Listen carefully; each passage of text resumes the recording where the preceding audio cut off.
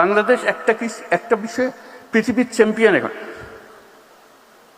আপনাদের সবার জানা আছে হয়তো, তবু আমি আবার বলবো, পৃথিবীর চ্যাম্পিয়ন কিসে? জালিয়াতি। সব জিনিস জাল।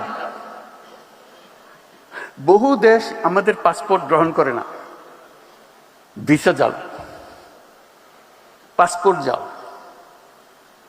আপনারা নিশ্চয় পত্রিকায় দেখেছেন আমেরিকান ভিসা জাল। এটা একটা জালিয়াতের কারখানা বানাইছে আমরা।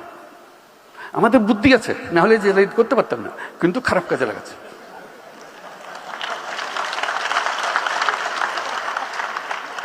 যে জালিয়াতি করতে জানে তার কাছে অনেক ক্রিয়েটিভিটি।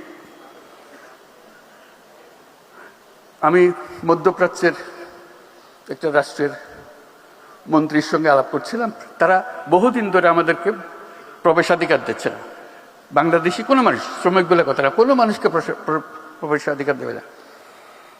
এমনকি আমি যেটা তাদেরকে বোঝানোর চেষ্টা করার জন্য সর্বনিম্ন, আমাদের যে মেরিনার, যারা জাহাজ চালায় দুনিয়াতে, should be proud of them. They are leading the industry. যে তারা জাহাজ চালায় দুনিয়ার, তারা এক বন্দর থেকে আরেক বন্দর, সেই উপলক্ষে তাদেরকে ওই দেশের বন্দরে যখন জাহাজ আছে তখন কয়েকদিনের জন্য তারা ছুটি পায়, শহরে গিয়ে একটা ঘোরাফেরা করে আসা যাওয়া করতে পারে, জাহাজ ছেড়ে স্থলে আসতে পারে। ওই দেশে তারা আমাদের বাংলাদেশি নাগরিক হলে তাকে নামতে দেওয়া হয় না। আমি শুধু মিনতি জানালাম যে বেচারা জাহাজে জাহাজে ঘুরে, অন্তত তাদের জন্য একটা পারমিশন দাও। বলছে আমাদের নিয়ম তো সবার জন্য প্রযোজ্য, আমরা কি করি? তুমি আমার আবেদনটা গ্রহণ করো, শুধু তাদের জন্য দাও, আর যদি মনে করো সবার জন্য পর উন্মুক্ত করবো।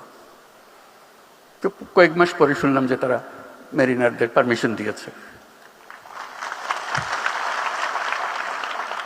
একটা দুটা দেশ না, লম্বা লিস্টি যাদের দেশে আমাদের প্রবেশাধিকার নাই। ওই মন্ত্রী যার সঙ্গে আমি মেরিনার নিয়ে আলাপ করলাম, সে বলল যে দেখেন আপনি বন্ধু মানুষ, আপনাকে পুরো জিনিসটা আমি বোঝাবো। আমি বোঝাবো বলতে আমি নিজে গেছি এই যখন তারা আসে দেখার জন্য যে বাংলাদেশিরা রিজেক্টেড হয়ে যাচ্ছে কেন, তো নানাজনের কাগজপত্র দেখালো,